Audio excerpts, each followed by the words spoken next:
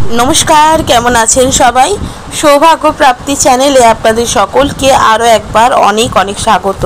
आज आबार एसेछि आपनादेर सकलेर काछे नतून आरेकटी भिडियो निये जेखाने आमी आपनादेरके जानाबो कोन पशुके की खावाले नवग्रहेर दोष काटे।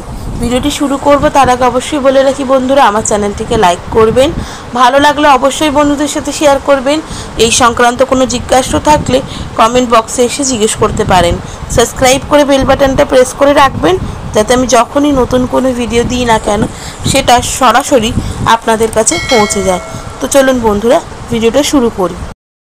কালো পিঁপড়েকে আমরা যদি আটা ও চিনি মিশিয়ে খাওয়াই তাহলে কিন্তু আমাদের যে প্রচণ্ড পরিমাণে ঋণ রয়েছে সেই ঋণের হাত থেকে আমরা মুক্তি পেতে পারি। পাখিকে যদি আমরা গম কিংবা চাল কিংবা ছোলা খাওয়াই, অবশ্যই ভিজানো ছোলা যদি খাওয়াই তাহলে কিন্তু আমাদের নবগ্রহ ঠিক হয়। গরুকে রুটি ও গুড় খাওয়ালে সমস্ত দেবদেবী খুশি হন।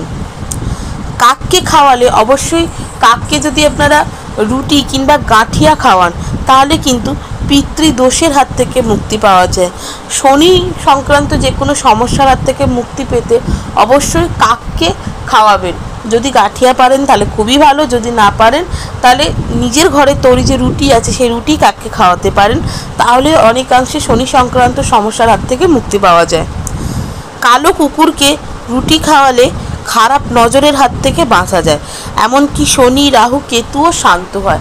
আবার অনেক সময় কেউ যদি কোনো রকম কোনো খারাপ ক্রিয়া করে থাকে কোনো মানুষের ওপরে এবং তার সেই নেগেটিভ এনার্জিটা যদি সে বারংবার নিজের মধ্যে ফিল করে আর তার জন্য যদি তার সময়টা অত্যন্ত খারাপ যায়, কিছুতেই কিছু করে সেই সময়টাকে সে কাটিয়ে উঠতে না পারে, তাহলে অবশ্যই চেষ্টা করবেন যে কালো কুকুরকে, অবশ্যই যেন কালো কুকুর হয়, অন্য কোনো কুকুর হলে কিন্তু সেটা চলবে না। কালো কুকুর দেখে কালো জাম তাকে খাওয়াবেন। মিষ্টির যে কালো জাম আছে দোকানে, মিষ্টির দোকানে পাওয়া যায়, সেই মিষ্টির যে কালো জাম আছে সেই কালো জাম অবশ্যই কালো কুকুরকে খাওয়াবেন। দেখবেন কোনো রকম কোনো নেগেটিভ কোনো কাজ যদি কেউ আপনার ওপর করে থাকে সেই ক্রিয়াটি কিন্তু আস্তে আস্তে নষ্ট হতে শুরু করবে।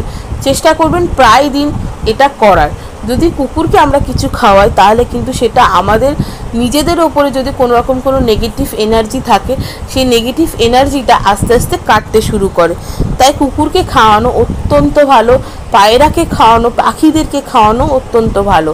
আর শ্রীবৃদ্ধি করার জন্য, ঋণ থেকে মুক্তি পাওয়ার জন্য পিঁপড়েদেরকে অবশ্যই কালো পিঁপড়েকে চিনি এবং আটা মিশিয়েও দিতে পারেন, শুধু চিনিও দিতে পারেন। যেখানে দেখবেন কালো পিঁপড়ের যাতায়াত রয়েছে সেরকম কোনো জায়গায় অল্প একটুখানি চিনি রাখবেন এবং নিজের যে সমস্যাটা আছে সেটা মনে মনে কামনা করবেন যে আমার এই সমস্যাটা যাতে দূর হয়ে যায়। তারপর যদি দেখেন সেই চিনিটা অনেক পিঁপড়ে ঘিরে খাচ্ছে তাহলে জানবেন আপনি সেই সমস্যার হাত থেকে কিন্তু শীঘ্রই মুক্তি পেতে পারেন।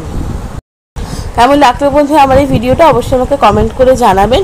সুস্থ থাকবেন, ভালো থাকবেন, দেখা হবে নতুন আরেকটি ভিডিওতে।